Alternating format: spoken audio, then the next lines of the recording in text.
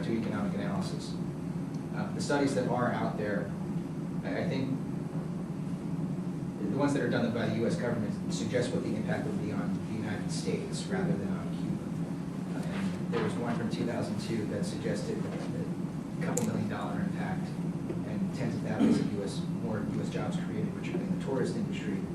And then there was a 2007 study by the U.S. International Trade Commission, which is an official government agency, which suggests, I believe that U.S. farmers could do about $1 million more worth of business than they were doing at 2007 levels, and that about 500,000 to 1 million tourists from the United States will travel annually to Cuba. By normalizing relations. Yes, all trade travel sanctions were removed.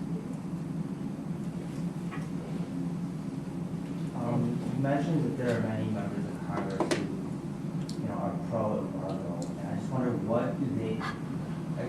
are the reasons for them taking such a stance, and I guess what do they stand to gain by?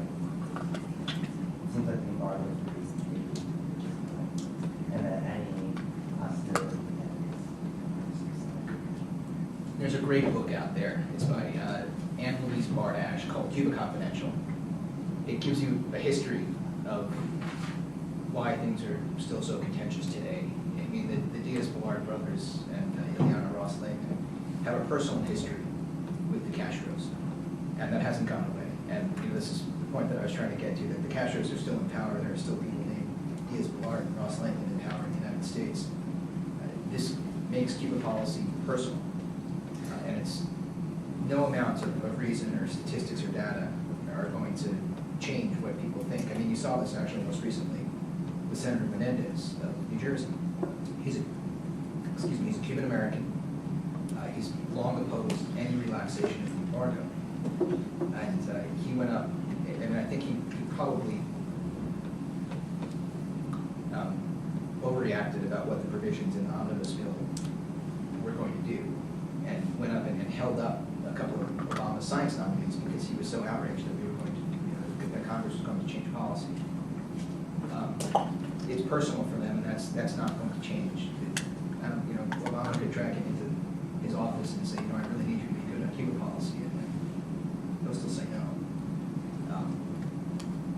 So I'm not sure that there's anything to gain, but it's just the way that things are. And some of these people are in important positions. I mean, this was always true with the Republicans, but it's true with the Democrats too. Senator Menendez is the head of the Democratic Senatorial Campaign Committee, which is the arm that raises money for U.S.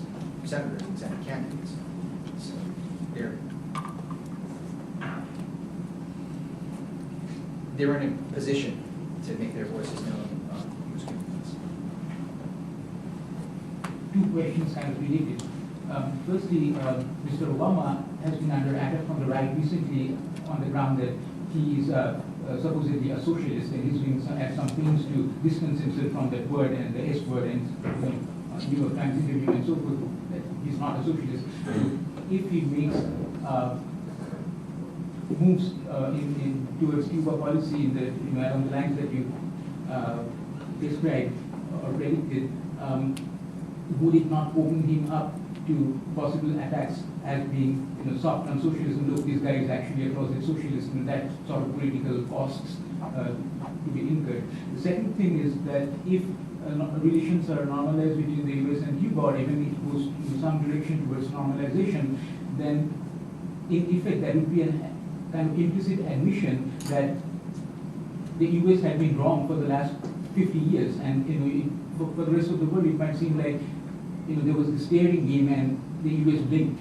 And from the point of view of the US's necessity to project power and project an appearance of strength, would that that kind of message or implicit signal that the US firstly has been wrong and secondly that it has blinked, what would that do to the sort of imperial power projection that the United States needs to do in the world? I think from the, I'll do your second one first, from the idea of projecting American power, I mean, it's more sensible, and I think the world would respect us more if we admitted the error of our ways and went about a more sensible policy. It would also, I mean, it's, other countries are pushing us to do this. You know, Brazil really wants this. This was on President Lula's agenda when he came to the United States. He talked about the Cuban embargo. The embargo drives our European allies nuts. It drives Canadians nuts. It drives Mexicans nuts. I mean, it's something that the world wants to change. I mean, continuing to jam a finger in the eye of world opinion on this is not, I don't think, a way to project power. I mean, I think it's intransigence, and I think it would be better if, Obama said, look, we're going to try something different.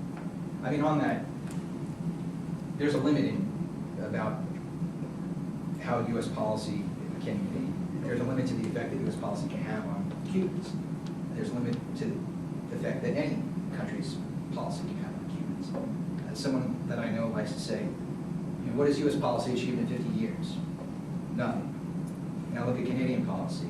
They've got this thing that they call constructive engagement, which is raising human rights issues occasionally when they go and talk to Cubans, it's trading with them, it's being there on the ground, it's humanitarian assistance and aid. And what has constructive engagement gotten the Canadians? Absolutely nothing. I mean, the Cubans move at their own pace, and they're very conscious about not letting other countries' wishes, infringe on what it is that they're going to do. And so I think we have to be realistic. And if we're not going to, maybe we have to be more realistic in our goals. I mean, one of our arguments for wanting to engage with Cuba is that U.S. workers and businesses can have a positive impact on Cubans, ordinary Cubans. The people that are doing best in Cuba are those that work in the tourism sector that have access to foreign currency. When I was down there, I was at a cafe sitting around and I asked a waiter where the payphone was.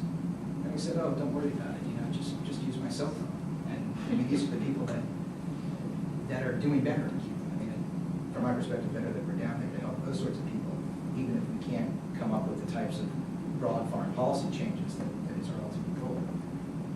On the first question, look, I think Obama got a bad rap during the campaign for his suggestion that he would be willing to meet with foreign leaders.